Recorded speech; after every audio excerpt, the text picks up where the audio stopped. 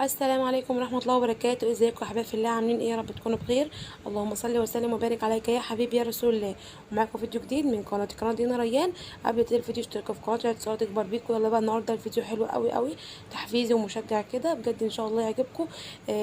وان شاء الله الفيديو الجاي كمان هيعجبكم اكتر كتير، لانه مختلف عن الفيديوهات اللي بعملها لكم او الروتينات اللي بعملها لكم النهارده. بس خلينا في الروتين بتاع النهارده. اول حاجه كده فطرنا والحمد لله. وقلت بقى ايه، غسلت المواعين وكل حاجه، وقلت اعمل كوبايه نسكافيه.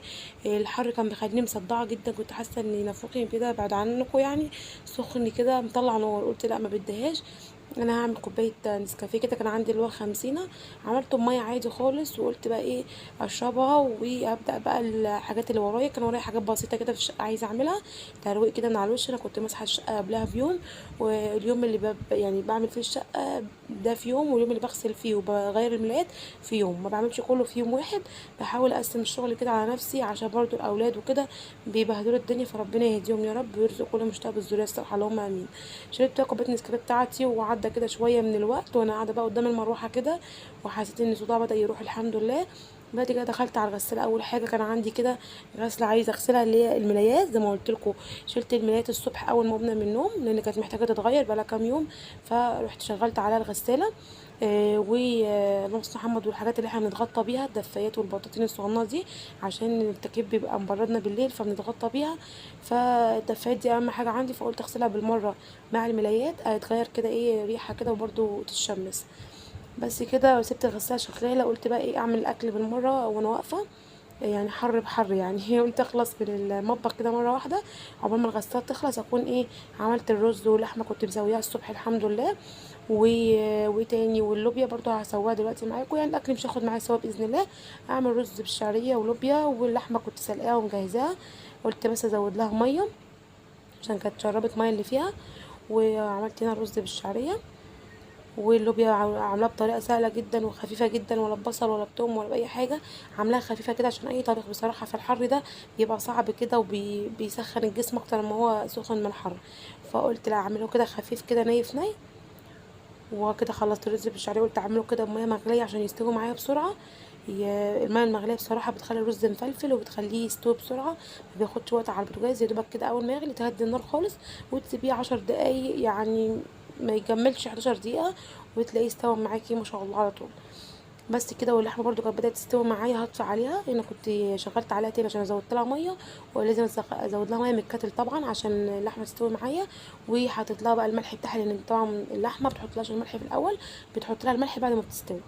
هنا اللوبيا بقى بعد ما بس بتبتدي تتسلق على البوتاجاز، واول ما بتبدا تشرب الميه بتاعتها بتبدا بقى انزل بقى بالصلصه ومغرفتين كده من الشوربه. وبس كده، ولا حطيت لها بصل ولا توم ولا اي حاجه. هبدا بقى انزل بمعلقه كده صغيره فلفل اسمر، ومعلقه ملح، ومعلقه صغنونه خالص من 7 بهارات. قلت كده تديها طعم حلو. هي غمقتها شويه، غمقت الصلصه شويه، بس عايزه اقول لكم كانت مديها طعم حلو قوي. بس كده هو ده اللي انا حطيته، ملح فلفل اسمر 7 بهارات. وهسيبها بقى تغلي مع نفسها، الصلصه تسيح كده وتفك مع نفسها. وكده خلاص بقت معايا، هي يعتبر اصلا مستويه، بس يا دوبك بس تاخد غلوه في الصلصه. والصلصه اصلا يعتبر متسبكه، لان انا بحب اسبكها قبل ما اشيلها في الفريزر. بس كده هبدا اطفي عليها طالما استوت كده، وهغرف على طول. والرز كان استوى معايا، واللحمه كنت طفيت عليها. فالاكل كده بالنسبه لي استوى وخلاص. كل ده طبعا، والغساله كانت قربت تخلص. وقلت بقى ايه، بحب انا انشر اخر النهار او بالليل، ما بحبش انا في الصيف انشر بالنهار، لان الجو عندي بيبقى صعب جدا جدا في البلكونه. الشمس عندي على طول في البلكونه لحد الساعه 7 بتبقى موجوده يعني، ما شاء الله عليها. وبرده الاوضه يعني الاوض برضو، ولما شلت منها الملايات، شلت الملايات وروقت الاوضه على كده. قلت بقى اما الجو يطول كده، لان انا عندي الاوضه بتاعت الاطفال بره على الشارع، فبرضو الشمس بتبقى فيها على طول، فالجو بيبقى حر قوي فيها. قلت لاخر النهار بقى افرش الملايات كده في الروقان بعد الغدا كده، وانشر باذن الله. كده خلاص غلفت الرز والطبيخ والحاجه وكلنا والحمد لله. وكمان كنت صليت المغرب، وقلت بالمره بقى وانا واقفه كده، يعني باخد كام حاجه مع بعض وانا واقفه في الحر ده. يعني مثلا خدت الصلاه ادخل اعمل المواعين ورا نشرت اشوف حاجه اروقها وانا واقفه، يعني فاهمين. كذا حاجه كده مع بعض وانا واقفه، لان بجد الحر فرهضه جدا، وانا عندي شقه حر جدا جدا، لان طبعا الشمس ضاربه فينا كده طول اليوم. فالله المستعان. كده بقى نعمل المواعين، مش هبقى ورايا اي حاجه. كان عندي مواعين برضو بتاعت الفطار، كام كوبايه كده.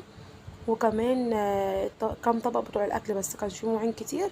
قلت كده خلصهم برضو وانا واقفه اول باول، عشان برضو موال المواعين دي ما بتخلصش، يعني لازم اول باول كده تغسليها، هتنجز معاكي وقتك باذن الله. اللهم صل وسلم وبارك على سيدنا محمد. كده خلاص بدات كده اخلص، وهنشوف هنعمل ايه تاني مع بعض.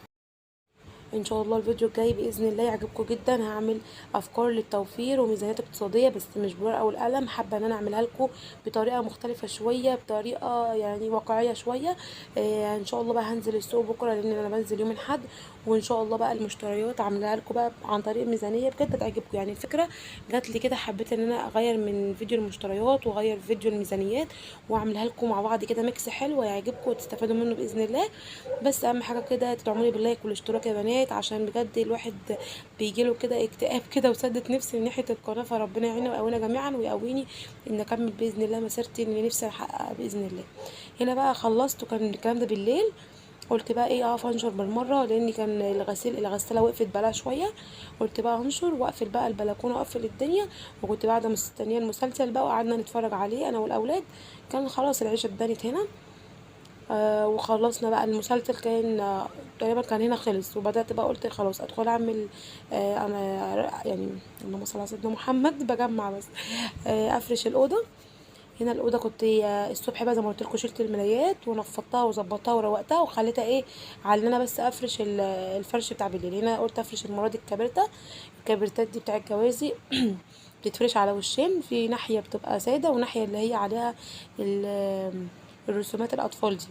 بس انا بحبه جدا، لان انا من الناس عشيقه البامبات والموفات، بحبهم جدا ومكتره منهم قوي في جهازي، يعني بحبهم قوي في المرايات وفي الكبرتات والحاجات دي. فقلت بقى افرش النهارده الكبرتات دي، وشلت بقى الملايات زي ما شفتوا كده انا نشرتها على الحبل. اللهم صل وسلم وبارك على سيدنا محمد. وقلت بقى ايه اخلص اللي ورايا، لاني كنت خلاص خلصت، انا كانت الساعه تقريبا داخله على 10. فبصراحه كنت هكسل واقول افرشهم بكره، قلت لا ما بديهاش، انا قاعده فاضيه كده خلصت ما وريش حاجه، اقوم اتسلى فيهم كده مش هياخدوا مني وقت خالص طالما الملايات اصلا متشاله، فانا هفرش على طول. دي الكبريتات طبعا اللي بنتغطى بيها، بحطها على جنب كده، لان هنا بتبقى متداريه في الدولاب، ما بحبش كده تبقى الحاجه مفعكشه كده ومش في مكانها. بس كده انا هفرش بقى السرير التاني معاكم، واوريكم بقى شكل الاوضه في الاخر. بجد بالنسبه لي كده راحه نفسيه، راحه نفسيه بمعنى الكلمه.